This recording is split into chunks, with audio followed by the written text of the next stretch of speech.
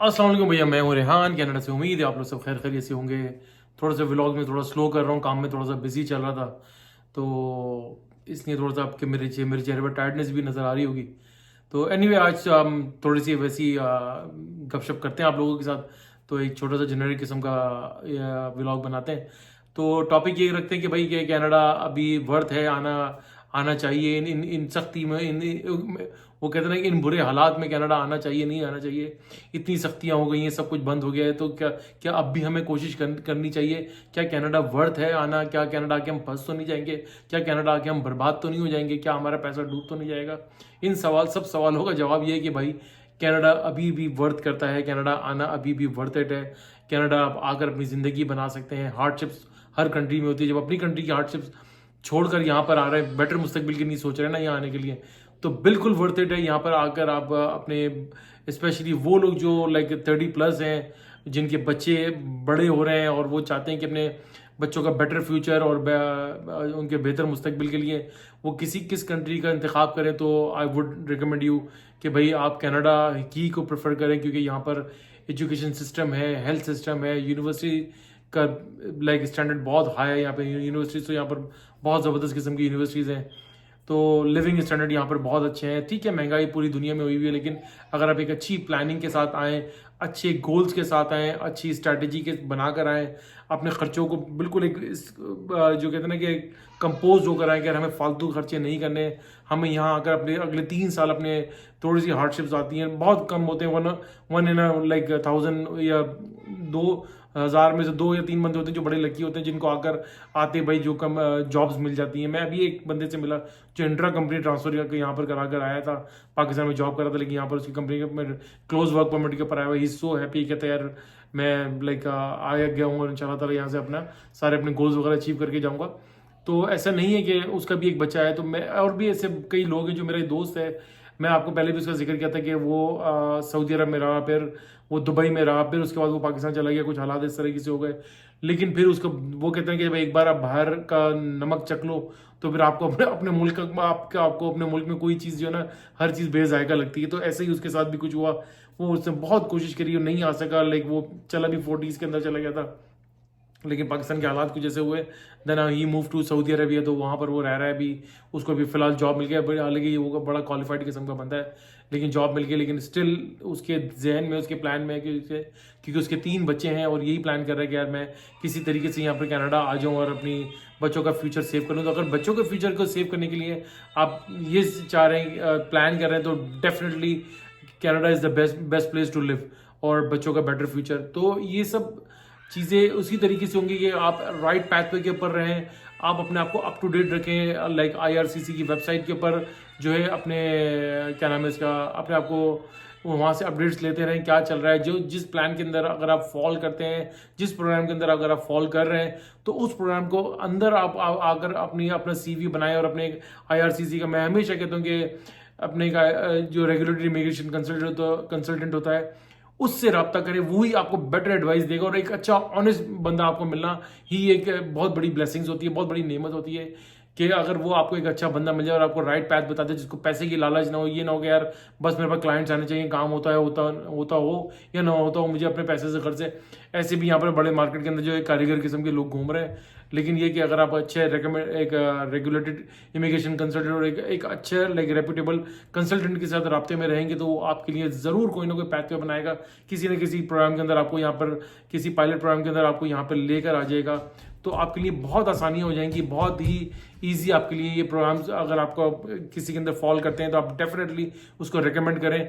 और तो आप अपने इसी रिसर्च को, सर्च को, वेट एंड वॉच, सब्र और तहम्मुल के साथ अपने गोल्स को टारगेट करें। अगर आप, मैं देखें, मैं हमेशा कंपैरिजन करता हूँ कि मैं हमेशा कभी कभार मैं रिकमेंड आप लोगों को ये करता हूँ कि भाई आपका पाकिस्तान से निकलना ही अगर मकसद है, तो आप मिडिल ईस्ट के अंदर चले जाएं। वहाँ पे 2-3 साल का अपना टारगेट रखें। वहाँ पर फायदा आपको ये होगा कि वहाँ के, एक तो आपको बाहर निकलेंगे वहाँ से केस आपका बहुत जो है वो एक अच्छे ट्रैक के ऊपर आ जाएगा।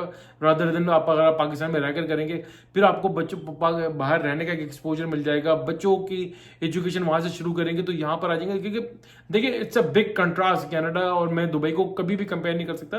Canada is far away, Canada बहुत आगे है। यानी कि वो तो मैं ये नहीं कि मैं यहाँ पर रहता हूँ तो मैं कनाडा की बहुत तारीफें कर रहा हूँ, मैं रहता हूँ, मैं इसलिए और तारीफें कर रहा हूँ। मैं और जो मिडिल ईस्ट के लोगों से मेरी बातचीत होती रहती है, जो मेरे दोस्त रहते हैं, बहुत पुराने पुराने रहते हैं, 20-20 साल से रह रहे हैं, वो अभी भी वो कहते हैं यार किसी तरीके से हमारा कनाडा की यार हम बहुत पछता रहे हैं, पहले बड़ा ईजी था, बड़ा आसानी से था। मैं लोगों को बहुत कहता था यार तुम लोग अपना कुछ ना कुछ बंदोबस्त कर लो, आ जाओ यहाँ पर, लेकिन उन्होंने नहीं सुनी। अब वो आकर वो कहते हैं कि रिग्रेट करते हैं, पछताते हैं कि यार हम प्लान कर लेते, तुम बिल्कुल ठीक कहते थे। तो कंपैरिजन कोई भी नहीं है, एक मोनार्की वाली कंट्री है कनाडा, लाइक डेमोक्रेटिक, एक फ्रीडम ऑफ स्पीच है, फ्रीडम ऑफ राइट्स है, यहाँ पर आपको सारे राइट्स मिलते हैं। और दूसरा देखिए यहाँ पर बहुत सारे जो ना बहुत यानी कि हेल्थ सिस्टम हर चीज़ है, डिसेबिलिटी के यकीन करें अगर आपको खुदा न करे कोई प्रॉब्लम हो जाती है तो यहाँ पर लातादाद प्रोग्राम है। कैनेडियन गवर्नमेंट बेनताब आपको सपोर्ट करती है, आपको एक मार्केट के अंदर लेकर आती है कि यार ये बंदा किसी ना किसी तरीके से यहाँ पर एडजस्ट हो जाए, किसी ना किसी फील्ड के अंदर ही कोई भी काम कर सकते हैं कि डिसेबल बंदे को भी वो इस काबिल कर देते हैं कि वो थोड़ा बहुत अपनी अर्निंग शुरू कर देता है। तो ये सब चीज़ें हैं कनाडा को जो एक यूनिक बनाती हैं। वो कहते हैं ना कि रियासत हो के माँ की जैसी, कनाडा रियल में वाकई में एक माँ की जैसी रियासत है। यहाँ पर हाउसिंग है, आप घर ले सकते हैं, यू कैन हैव इट, आप गाड़ी ले सकते हैं सब, लेकिन सब चीज़ें प्लानिंग के साथ होंगी, सब चीज़ें सब्र तहम्मुल के साथ होंगी। कनाडा स्टिल वर्थ करता है। कोई जो लोग कह रहे हैं, देखिए पूरी दुनिया के अंदर माइग्रेशन होती रहती है, मैं इस चीज़ को मैं नहीं करूंगा कि नहीं होती। कनाडा में जो लोग हैं यार वो कहते हैं यार हम मिडिल ईस्ट चले जाएं, यहाँ पर तो कमर टूट गई है काम कर करके। जो दुबई और लाइक मिडिल ईस्ट वालों से बात करो, कहते हैं यार यहाँ पर तो सारी जिंदगी रहते हो, नौकर वाली जिंदगी है, 30-40-50 साल, उसके बाद वो किक आउट कर देते थे। जैसे कोविड के दिनों में बहुत सारे लोगों के साथ ऐसा हुआ कि बेचारे की 20-20 साल पुरानी जॉब चली गई, वो लोग चले गए वापस। और वो कहते हैं कि बेचारे ख्वार हुए अपनी कंट्री में जाकर, क्योंकि एक बार जब आप अपनी कंट्री छोड़ देते हैं तो लिटरली मैं आपको सही बताऊं कि आपके लिए बहुत मुश्किल हो जाती है अपनी कंट्री के अंदर रहना।